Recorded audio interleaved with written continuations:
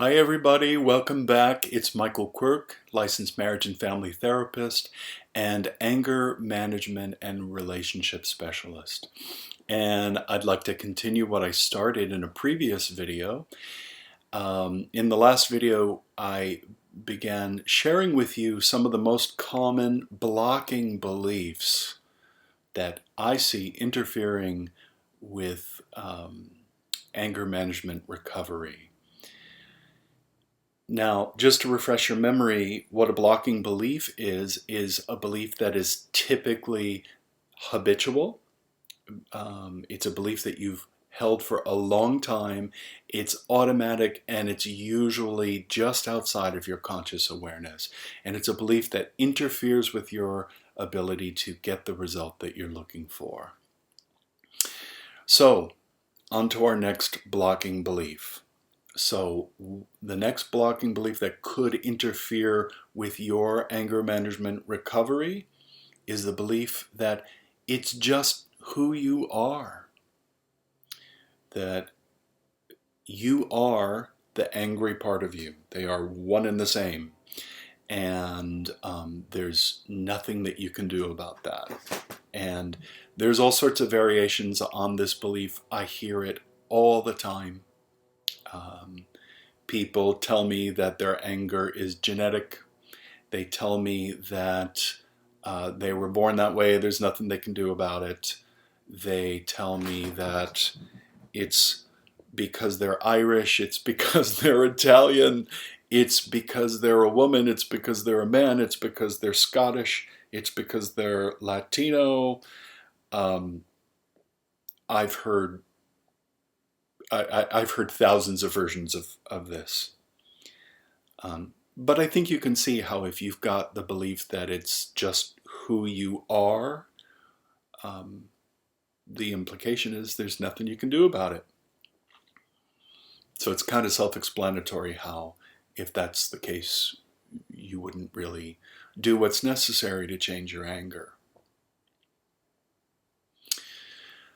Another common blocking belief is the belief that if you change or if you have to change, then Bob or Jane doesn't love you unconditionally. And there might be part of you that is just seeking total acceptance. And sometimes people have an angry side of them that tests their relationship. And again, not so consciously, but test the relationship to see if they're really being loved and unconditionally accepted.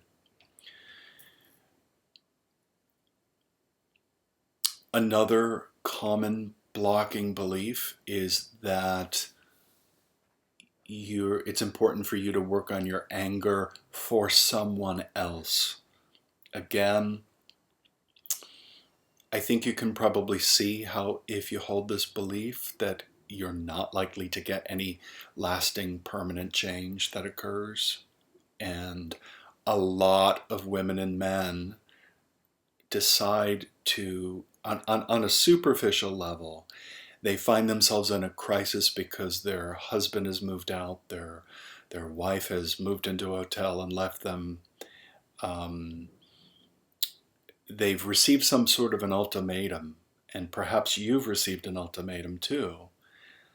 But what I found is that if that's the case, often there isn't a long-standing, deep commitment to doing the personal self-exploration and the self-growth work and the challenging work of therapy. Often there's just more of a panicky kind of bargaining that people do. Okay, I'll get some help with my anger, and then as soon as their partner is back in the home or the relationship settles down a bit and they're out of the crisis, then they move on to something else. They move on to an Italian class, or let's see, somebody recently moved on to parasailing. But you could see how that person was really blocked by their belief that they needed to work on their anger for someone else. They weren't doing it for themselves. Not really, not fully.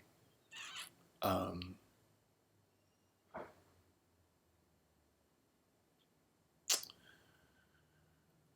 Here's another belief that's very common and does get in many people's way. It's the belief that you really can't accept input from other people. You can't accept their influence. It's not okay for you to do that. And that is a belief that is a deeply held relational belief. And again, it often has some profoundly deep early roots, um, and is often tied to the belief that if you accept input from other people, it means that there's something wrong with you.